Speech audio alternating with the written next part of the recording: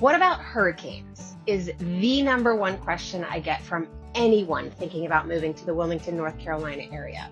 Well, today we're going to talk about it because Mother Nature should not be the reason that you give up your dream of salty air and a coastal glam lifestyle.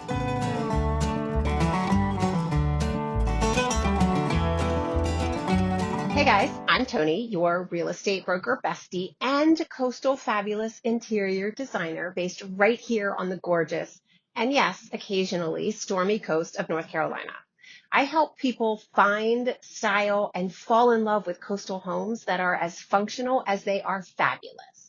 So if you're thinking about buying, selling, or just styling your beachy dream home, hit that subscribe button below and let's ride this coastal roller coaster together. All right. Hurricanes. Let's get into this breezy, blustery truth.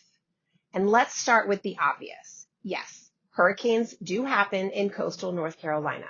But do they happen every 5 minutes? No. Do they all bring end of the world energy? Also no. And are most of them more Netflix and charge your power bank than grab your go bag? Absolutely. Let's talk facts. Hurricane season runs from June 1st to November 30th.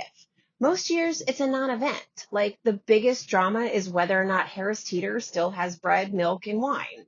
We prep, we wait, and usually it passes us by with a little rain and wind and maybe some low-lying street flooding, which, by the way, I feel totally obligated to say, please don't ever drive through a flooded street because you think it doesn't look that deep. You don't really know that for sure, so just turn around or find another way. KK? Thank you. The truth is, this is the East Coast, and hurricanes are always a possibility, just like earthquakes on the West Coast, or tornadoes in Tornado Alley, or dust storms in Vegas. Mother Nature does not play favorites, and just like all of us, she too has her bad days, but she has taught us to be on the ready and to prepare. The last major hurricane, like Category 3 with a capital M, to make a direct hit on the North Carolina coast, that was Hurricane Fran, way back in 1996. She came through near Bald Head Island in Southport with 115 mile per hour winds and a serious attitude. Yes, there have been other big name storms since then, Floyd in 99 and most recently Florence in 2018. Now, technically, Florence made landfall as a Category 1 storm with sustained winds near 90 miles per hour. But don't let that number fool you. She was huge, slow, and soaking wet. Basically, the hurricane equivalent of that one dinner guest who shows up early and doesn't leave until brunch the next day. Florence parked herself over the eastern North Carolina for 2 full days, dumping record-breaking rainfall all across the region. Over 30 inches of rain fell in some places. That's more than some towns get in a whole year. It smashed the single storm rainfall records for this part of the state, and the flooding was devastating. Rivers overflowed like crazy. Roads washed out. The USGS reported at least 9 river gauges measuring floods above the 1 in 500 year level, which is basically science speak for this should not happen in your lifetime. But here we are. More than 74,000 structures flooded. Over 5,000 people had to be rescued. It wasn't the wind that did the damage, though. It was the water. And Florence was a major wake-up call that storm category doesn't always tell the whole story. And it's important to know the difference between strong storm energy and direct major hurricane landfall. And here on the coast, we know the difference, and we build for it. I'm not telling you all of this to scare you. I'm telling you all of this because storms do happen, and there are 2 things that you can always, always count on from me: the truth and a little glitter in my design style. Here's the thing. Wilmington came back better. Local builders make changes. Infrastructure improved. Insurance companies got smarter, finally. And homeowners started getting more proactive, not panicky. And now, if you're buying a home post-Florence, you're way more likely to find homes that are built smarter and in neighborhoods that handled the storm like champs. On that note, let's talk about design meets durability, because this is where I kind of totally nerd out. Most coastal homes, especially anything built after 2000, are designed with storms in mind. We're talking raised foundations that keep your main living space above potential flood zones, wind-rated shingles or colorful metal roofs that can take a beating and still look fabulous, impact-resistant windows, or real working shutters that give beach house charm and protection. And smart landscaping choices like French drains and native plants that don't turn your yard into a swamp during a heavy rain.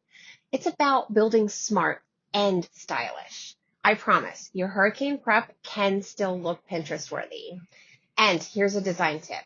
You can have a home that's storm ready and gorgeous. I love working with clients to choose materials and features that blend form and function, which, for the record, is one of the biggest differences between a designer and a decorator. Decorator. Just saying. But I digress. Again.